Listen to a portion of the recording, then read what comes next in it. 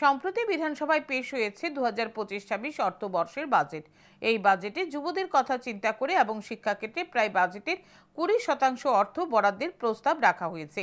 এজন্য সরকারকে ধন্যবাদ জানায় অখিল ভারতীয় বিদ্যার্থী পরিষদের নেতৃত্ব। সোমবার সংগঠনের সাংবাদিক সম্মেলন করা হয়। উপস্থিত ছিলেন অখিল ভারতীয় বিদ্যার্থী পরিষদের প্রদেশ মন্ত্রী গৌরব দাস, ত্রিপুরা প্রদেশ মিডিয়া কনভেনর কৌশিক দেবনাথ, ত্রিপুরা প্রদেশ সহ মন্ত্রী অর্জুন ত্রিপুরা, রেশমি জামাতিয়া সহ অন্যান্যরা।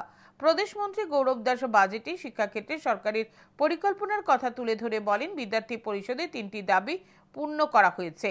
পাশাপাশি তারা আহ্বান রাখেন সরকারের কাছে গুণগত শিক্ষার দিকে বেশি করে নজর দেওয়ার জন্য, কারণ নয়া শিক্ষানীতি কার্যকর হওয়ার পরে কোনো ধরনের সেমিনার করা হচ্ছে না, যার ফলে দেখা যাচ্ছে অনেক অধ্যাপক কিংবা অধ্যক্ষ এই শিক্ষানীতি নিয়ে পুরো সচেতন নয়। সংগঠনের নেতৃত্ব পাশাপাশি এদিন আরও জানান, চলতি মাসের 9 থেকে 11 তারিখ দিল্লিতে ছাত্র সংসদের আয়োজন করেছিল। এর মধ্যে ছিল বালিকা সংসদ, জনজাতির সংসদ হয়।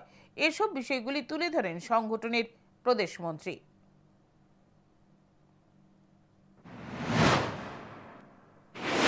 এডুকেশন এর ক্ষেত্রে ত্রিপুরা সরকার যে বাজেটটি পেশ করেছেন সেখানে কিছু বিষয় আমরা সাধুবাদ জানাই এবং যদি পার্টিকুলারলি আমরা ডিসকাশন করি সেকেন্ডারি এডুকেশনে আপনার subdivision wise coaching centre, science এবং ইংলিশ কোচিং সেন্টারের জন্য 7 কোটি টাকা বরাদ্দ করা। তারপর হায়ার এডুকেশনে যেটা এভিপির অনেক দিন ধরে দীর্ঘ আমাদের এর আগের প্রেস মিটও আমি দাদাকে বলেছিলাম যে আমরা চাইছি যে রিক্রুটমেন্ট পেন্ডিং আছে, প্রফেসর রিক্রুটমেন্ট জেনারেল ডিগ্রি কলেজে পেন্ডিং আছে, সেই রিক্রুটমেন্টটি যাতে অতি সত্ত্বর ফুলফিল করা হয়।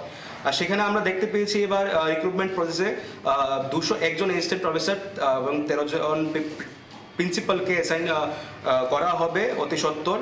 তাছাড়াও যদি আমরা ইনস্টিটিউশনাল আপডেটস দিকে লক্ষ্য করি তাহলে ওমেন কলেজকে ওমেন ইউনিভার্সিটিতে একটা রূপান্তরিত করার ডিসিশন নিয়েছে সরকার, বর্তমান সরকার।